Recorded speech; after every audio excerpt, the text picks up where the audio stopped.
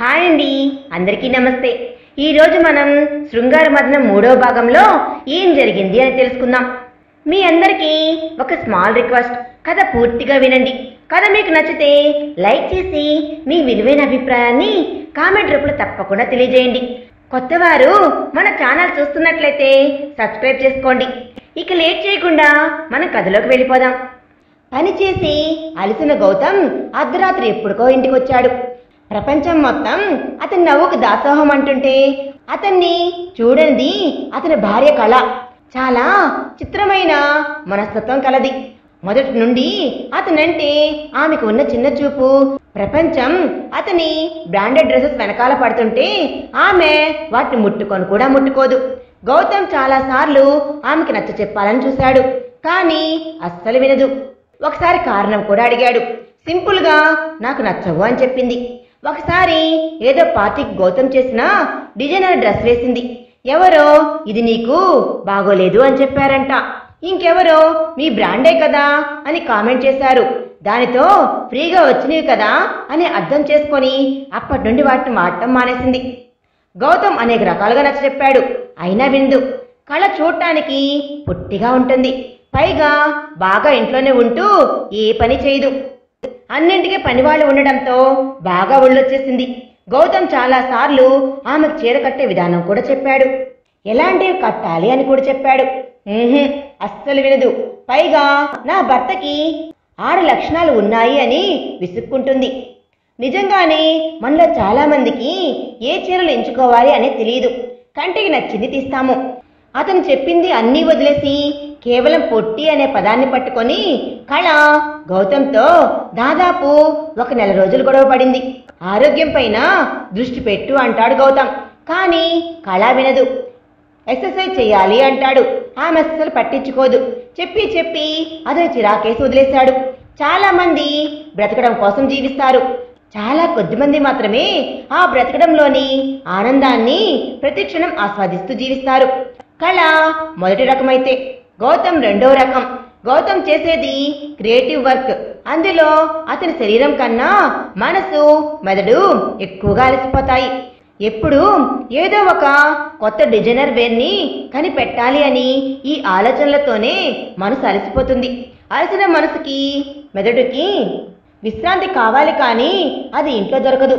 అభిమానంగా పలకరించేవారు, ప్రేమగా చూసుకునేవాళ్ళు, తనని అర్థం చేసుకునే వాళ్ళు కావాలి.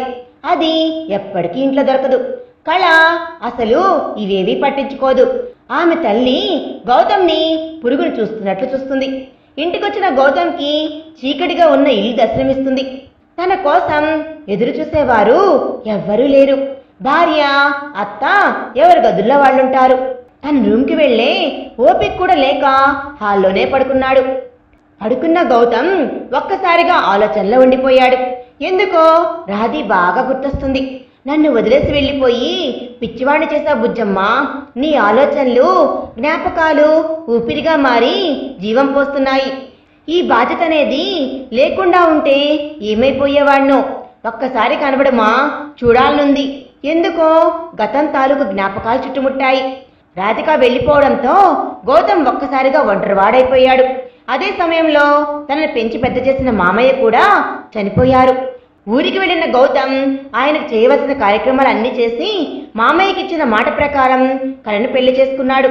ఇది కళకు, వాళ్ళ అమ్మకు ఏమాత్రం ఇష్టం లేని విషయం. రాధిక ఇచ్చిన చెక్ని పెట్టుబడిగా పెట్టి ఆమె నగలను ఏమాత్రం కదిలించకుండా దానిలోనే అరితర సాధ్యమైన వ్యాపార సామ్రాజ్యం స్థాపించాడు. అందుకే కంపెనీ పేరు కూడా రాధిక పేరు కలిసేటట్లు ఆర్జీ అని పేరు పెట్టాడు. Radhika Gautam group of industries. అర్ధరాత్రి 12 కావస్తుంది. గౌతమ్ మెదడులో రాధిక ఆలోచనలతో నిండిపోయింది. గుండె నిండా తన బుజ్జమ్మని నింపుకొని కళ్ళు మూసుకున్నాడు. London, UK. Time 4:30 AM. అత్యాధునికమైన మాన్షన్లో కలత నిద్రలో ఉన్న రాధి ఉలిక్కిపడి లేచింది. ఎందుకో గుండె వేగంగా కొట్టుకుంటుంది. తనని ఎవరో పిలిచినట్లు, తన కోసం ఎవరో కలవరిస్తున్నట్లు అనిపించింది. అప్రయత్నంగానే గౌతమ్ అంటూ గుండె మీద చేయి వేసి తడుముకుంది. ఎంతసేపైనా రాధి కలవరింత తగ్గలేదు, గుండె వేగం తగ్గలేదు. లేచి అద్దం ముందు నిలబడి గుండెల మీద ఉన్న పైట కొంగును కొంచెం తప్పించి చూసింది. అక్కడ తాను రాసుకున్న పేరు తన వాడి పేరు కన్నయ్య. చేతితో అపురూపంగా అక్షరాలను తడివింది. గౌతమ్ చెంప సున్నితంగా ఎవరో నిమురుతున్నట్లు అనిపించింది. ఇక్కడ గౌతమ్ నిద్రలోనే చిన్నగా నవ్వాడు. కన్నయ్య, ఎలా ఉన్నావు? గుర్తున్నానా నేను? మర్చిపోయావా నన్ను? మోసం చేసి వెళ్ళిపోయింది అనుకున్నావా? 6 ఏళ్లైపోయాయి. అసలు ఇంతకీ గుర్తున్నానా నేను? ఎందుకో తెలీదు, ఈరోజు ఇంకా గుర్తొస్తూ ఉన్నావు. శారీరకంగానే నేను వదిలి వచ్చాను, మానసికంగా కాదు. ఎలా చెప్పాలిరా నా బాధను? ఎదురుగా లేవని చింతించనా? ఎదలో కొలువయ్యావని ఓదార్చుకోనా? తలరాతలో లేవని నిందించుకోనా? తనువులో భాగమయ్యావని సంతోషపడనా? ఆకర్షణీయమైన ఆలోచనలను పక్కకు తిప్పుదాము అనుకుంటే మరుక్షణమే మనసులో తెలియని వేదన మరణమై వేధిస్తుంది. ఎలా తెలుపను నాలో నీ భావాన్ని? ఎలా చూపను నాలోని నీ ప్రేమను? మదిలోనే గూడు కట్టాను, మధ్యలో వదిలేసి వచ్చాను. నన్ను నిందించక కన్నయ్యా, విధి చేతిలో ఆట బొమ్మనయ్యాను. ఒక్కసారిగా గతం కళ్ళ ముందు నిలబడింది. గౌతమ్ కౌగిల్లో ఉన్న క్షణం వెచ్చగా, భయం లేకుండా ప్రపంచం అంతా తన కాలి కింద ఉన్నట్లనిపించింది. కానీ ప్రేమ కంటే ముందు బాధ్యత గుర్తొచ్చింది. అందుకే అతి కష్టం మీద గౌతమ్ని వదిలి వచ్చింది. వదలడానికి ఎంత నరకం అనుభవించింది అనేది తనకు మాత్రమే తెలుసు. ఆ రోజు జడ్జిగా వచ్చిన శేషేంద్ర తనను చూసి తన పిన్నితో మాట్లాడటం, పిన్ని వచ్చి తనకు విషయం చెప్పడం ఎటూ తేల్చుకోలేని పరిస్థితి. ఎందుకంటే వాడు పెట్టిన డీల్ అటువంటిది. తనను పెళ్లి చేసుకుంటే తన ఆస్తులన్నీ విడిపిస్తాను అని. దానితో రోడ్డున పడే కుటుంబాలను ఆదుకోవచ్చు, తన కంపెనీని ఆదుకుంటాను అని. ఒక్క ఎంప్లాయ్ కూడా బయటికి వెళ్ళడు అని. అప్పులన్నీ తీర్చి తన తండ్రికి వైద్యం చేయిస్తాను అని. తన ఒక్కదాని జీవితం ఇంతమందిని ఆదుకోవచ్చు అని ఆలోచించే కొద్దీ మనసు బరువెక్కుతుంది.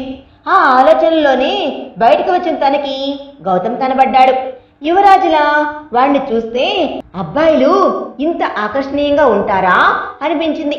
ఆ కళ్ళు బాబోయ్ ఏమున్నాయి! ఆ కళ్ళు అబ్బాయిలకు కూడా అందమైన కళ్ళు ఉంటాయా అనిపించింది. మొదటి చూపులోనే మనసులో కూర్చున్నాడు. కానీ బయోడేటా చెప్పాకే తెలిసింది నాకంటే 4 ఏళ్లు చిన్నవాడు అని. తెల్లవారితే నా జీవితం నా చేతిలో ఉండదు అని. శేషేంద్ర ఉదయాన్నే పెళ్లి అన్నాడు. పెళ్ళైన వెంటనే నాన్నగారిని తీసుకొని లండన్కి వెళ్ళిపోదామన్నాడు. తన జీవితంలో తన చేతుల్లో మిగిలింది ఈ ఒక్క రాత్రి.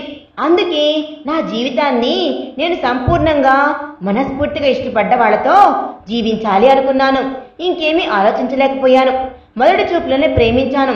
అందుకే మనస్ఫూర్తిగా తనలో ఐక్యమయ్యి వాడిని నాలో నింపుకున్నాను. తప్పు అనిపించలేదు. నేను ఒప్పుకున్నాను అని పిన్ని చాలా సంతోషపడింది. తెల్లవారి ఇంటికి చేరిన తర్వాత అతి తక్కువ మంది, చాలా దగ్గర వాళ్ళను మాత్రమే అప్పటికప్పుడు పిలిచి పెళ్లి ఏర్పాట్లు చేశారు. పెళ్ళైన వెంటనే ఇక్కడికి వచ్చేశాను. తాను అనుకున్నట్లుగానే అప్పులన్నీ తీర్చి బ్యాంకులో ఉన్న ఆస్తులు విడిపించారు. కంపెనీలో పనిచేసి ప్రతి ఎంప్లాయ్ బాగున్నారు. కానీ నీ పెళ్ళైనప్పటి నుండి ఎప్పుడూ తాను నన్ను ముట్టుకోలేదు. కానీ మా పెళ్ళైనప్పటి నుండి ఎప్పుడు తాను నన్ను అస్సలు ముట్టుకోలేదు. కారణం తెలియదు. నేను ఎప్పుడు అతనికి దగ్గర అవ్వాలి అని ప్రయత్నించలేదు. ఆ తర్వాత తెలిసింది తాను ఇంపార్టెంట్ అని. అది తెలుసుకొని మొదటి భార్య విడాకులిచ్చి వెళ్ళిపోయింది. తనకొక అందమైన భార్య కావాలి సొసైటీ కోసం. తనకి నాకు మధ్య 21 ఏళ్ళు అంతరం ఉంది. అయినా నా అవసరం తనకి కలిసి వచ్చింది. నా అవసరాన్ని అవకాశంగా తీసుకొని పిన్నికి ఎరవేశాడు. బాధగా అనిపించలేదు. నా ఒక్కదాని వల్ల చాలా మందికి మేలు జరిగింది. కానీ తండ్రిని రక్షించుకోలేకపోయింది. వచ్చిన ఏడాదికి ఆయన చనిపోయారు. తరువాత 2 ఏళ్లకి పిన్ని కూడా హార్ట్అటాక్తో ఆవిడ కూడా చనిపోయారు. ఇంత సువిశాల ప్రపంచంలో ఎవ్వరూ లేని ఏకాకిని. మనసులో గౌతమ్ మీద ఉన్న ప్రేమ, తన జ్ఞాపకాలు తనని ఇంకా నడిపిస్తూ ఉన్నాయి. ఒక్కటే ఆనందం. తన వాడు ముట్టుకున్న దేహాన్ని ఇంకెవ్వరూ తాకలేరు. తన గుండె మీద చెయ్యి వేసిన ప్రతిసారి వాడి పేరు చేతులకు తగులుతూ ఉంది. ఒక అనిర్వచనీయమైన సంతోషం పెదవులపై వచ్చి చేరుతుంది. ఆ రోజు వాళ్ళ అమ్మగారు ఇచ్చిన లాకెట్ని నా మెడలో వేస్తూ, బుజ్జమ్మ ఇప్పటికీ ఇదే మంగళసూత్రం అంటూ తన మెడలో వేసింది గుర్తుకొచ్చింది. ఎంతో అపురూపంగా ఆ లాకెట్ తడుముకుంది. ఇంతవరకు దాన్ని ఎప్పుడూ తీయలేదు. ఆలోచనలో మునిగి ఉన్న రాధీకి గుడ్ మార్నింగ్ డార్లింగ్ అన్న పిలుపు వినపడింది. వెనక్కి తిరిగి చూసింది. శేషేంద్ర తన భర్త, నిలువెత్తు విషం ఉన్న మనిషి. తనకి దగ్గరగా ఉండడం, పాము పడగ నీటిలో జీవించడం రెండూ ఒకటే. కానీ తన దగ్గర మాత్రమే మనిషిలా ఉంటాడు. బదులుగా చిన్న చిరునవ్వు నవ్వింది. ఏంటి డార్లింగ్, ఉదయాన్నే నీ అందాన్ని చూసుకుంటున్నావా? ఏం ఆలోచిస్తున్నావు అన్నాడు. ఏమీ లేదు అంది. తాను తెచ్చిన కాఫీని తీసుకుంటూ కూర్చుంది. రాను రాను ఇంకా అందంగా కనబడుతున్నావు అన్నాడు. మీ అందంతో ఎదుటివాడి పిచ్చెక్కిపోతుంది. మూలను కూర్చొని ముక్కు మూసుకొని తపస్సు చేసే వాడికి కూడా నువ్వు భగ్నం చేస్తావు అని అన్నాడు. రాధిక కాఫీ తాగుతూ మాటలు వింటూ ఉంటుంది. తనకు ఆ మాటలన్నీ అలవాటైపోయాయి. తనని రెచ్చగొట్టడం తన భర్తకు అలవాటే. కానీ తను బదులుగా ఏ సమాధానం ఇవ్వదు. అవును, ఒకటి అడిగినా డార్లింగ్ అన్నాడు. అడగండి అంది. నీకు ఎప్పుడు కోరికలు కలగవా అని అన్నాడు. కోపంగా అతని వైపు చూస్తుంది. అంటే మన పెళ్ళి ఇన్ని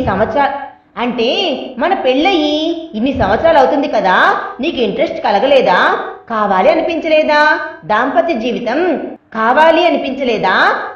జీవితం అని అన్నాడు. లేదు అంది. నిజం చెప్పు అని అన్నాడు. నిజంగా ఎప్పుడు అనిపించలేదు. అసలు దానిపైనే ఇంట్రెస్ట్ లేదు అంది. ఎందుకలా? నా మొదటి భార్య నెల రోజులకి నా గురించి తెలుసుకొని విడాకులు అడిగింది. పెళ్ళైన తర్వాత శారీరక సుఖం చాలా అవసరమని. రాధి, ప్రతి ఒక్కరూ శారీరక అవసరాల కోసం మాత్రమే పెళ్లి చేసుకోరు. నిజం, నీ విషయంలో అది నమ్మొచ్చు అన్నాడు.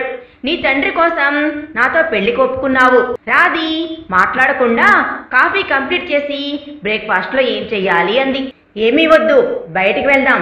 2 రోజుల్లో ఇండియాకి వెళ్తున్నామన్నాడు. ఇండియాకినా? ఎందుకు ఇంత సడన్ గా అంది. సడన్ గా ఏంటి? 6 నెలలుగా చెప్తూనే ఉన్నానుగా. ఎక్కడ ఆలోచిస్తున్నావు? అక్కడ కొత్త పార్టీతో డీల్ అయింది, ఆర్జీ ఫ్యాషన్ వరల్డ్తో. చెప్పాను కదా అని అన్నాడు. రాధికి చెప్పినట్లు కూడా గుర్తులేదు. లగేజ్ ప్యాక్ చేసుకో, ఇక్కడ డీలింగ్స్ అన్నీ అయిపోయాయి. నా లగేజ్ కూడా ప్యాక్ అయిపోయింది. ఇంకా మిగిలింది నువ్వే. నీకు చెబుదామని వచ్చాను. తొందరగా రెడీ అయ్యి బయటికి రా, బయటికి వెళ్దాం. చాలా మందిని కలవాలి. కొన్ని గెట్ టుగెదర్లకు కూడా అటెండ్ అవ్వాలి. కొంచెం బాగా రెడీ అవ్వు. ఆఫ్ కోర్స్ పద్ధతి గురించి నీకు చెప్పాల్సిన పని లేదనుకో అంటూ వెళ్ళిపోయాడు. రాధి మనసు ఇండియా అనగానే గౌతమ్ దగ్గర ఆగిపోయింది. తనకు తెలియకుండానే శరీరం చిన్న కలవరింతకు గురైంది. మరి తర్వాత ఏం జరిగింది అనేది మనం నెక్స్ట్ పార్ట్లో తెలుసుకుందాం. ఈ వీడియో కనుక మీకు నచ్చినట్లయితే ప్లీజ్ లైక్ చేయండి. మీ విలువైన అభిప్రాయాన్ని కామెంట్ రూపంలో తప్పకుండా తెలియజేయండి. Thanks for watching.